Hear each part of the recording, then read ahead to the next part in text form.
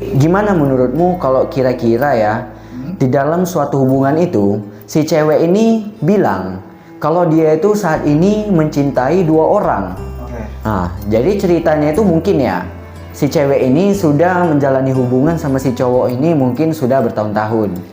Nah, mungkin entah karena si cowoknya kurang effort kah atau mungkin kurang perhatian kah sehingga si cewek ini didatangin orang baru gitu. Jadi ada cowok yang datangin dalam hidupnya mungkin memiliki effort yang lebih, mungkin memiliki perhatian lebih. Nah, cewek ini berpaling. Dan saat ini si cewek ini dia merasakan itu bahwa dia itu sedang mencintai dua orang. Nah, jadi gimana menurut pendapatmu Bang? Apakah kira-kira cewek atau seseorang itu memang bisa mencintai dua orang gitu? Sebenarnya kan katanya itu cinta itu cuma satu ya. Jadi gimana menurut Abang? Kalau menurut pandangan gue pribadi sih lebih ke arah sebenarnya kayaknya nggak mungkin deh kalau misalnya cewek itu bisa ngebagi gitu loh. Iya. Karena kan apa ya, love itu seharusnya perhatian itu datang dari satu orang untuk satu orang. Iya. Tapi kan cewek konteksnya sekarang itu kan jadi apa kan ya? Jadi dua. Dia maksudnya dia mencintai dua orang yang sama kan? Iya benar dia mencintai dua. Menurut gue pribadi itu seharusnya nggak mungkin. Iya. Karena gini. Kenapa dia bisa merasa cinta kepada orang kedua itu lebih ke arah karena dia nggak dapat attention, terus nggak dapat apa ya, nggak dapat perhatian lebih gitu lebih ya dari yang pertama yang membuat spesial gitu. Iya, terus karena orang lain datang untuk si cewek juga kan, terus dia merasa kok dirasa dispesialkan gitu loh. Iya, Kembali lagi dia dari yang dulu. Jadi sebenarnya bukan lebih ke rasa cinta, tapi rasa yang dulu gebu-gebu itu kan kalau lama pacaran kan pasti lama-lama turun tuh. Iya, benar. Jadi flat kan. Ya. Terus datang orang baru memberikan rasa yang gebu-gebu lagi. Jadi itu bukan lebih ke cinta, tapi ke rasa gebu-gebunya. Iya. Gebu-gebu. Karena kalau cinta sih kayaknya bukan soal gebu-gebu doang. Jadi kalau si cewek menyukai dua orang, mencintai ya, bukan mencintai ya, mencintai dua cowok secara bersamaan sih kayaknya enggak sih. Iya. Satunya emang love, karena cowok kayak gitu kan.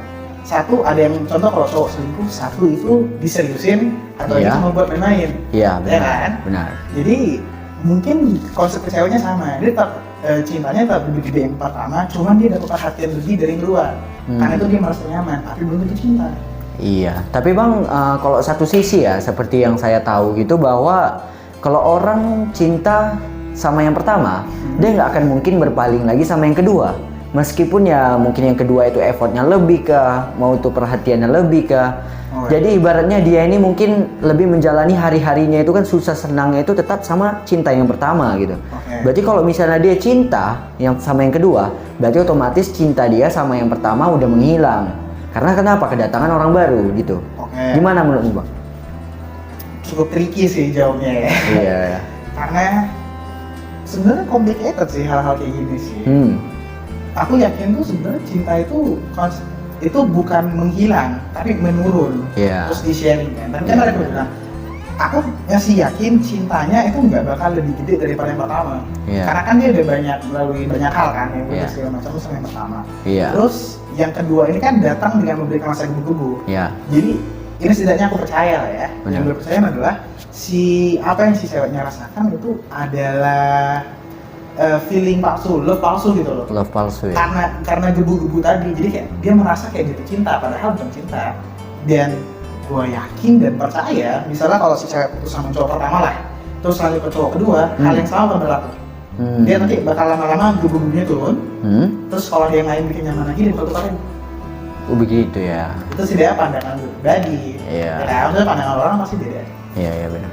Berarti si ceweknya itu ibarat katanya berarti dia masih belum siap lah gitu ya untuk setia dengan satu orang. Jadi sehingga mungkin jika ada godaan yang datang dia langsung berpaling gitu ya. Iya, karena kan konsepnya itu gini.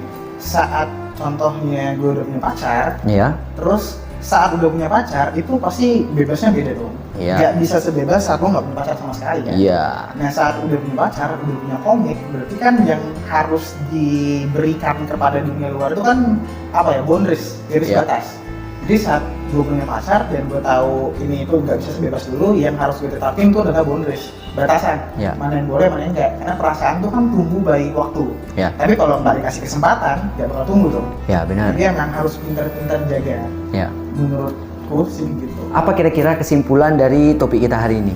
Kesimpulannya itu gini, kalau misalnya kalian ataupun mungkin teman kalian berada dalam posisi yang sama, itu sangat disarankan lah ya.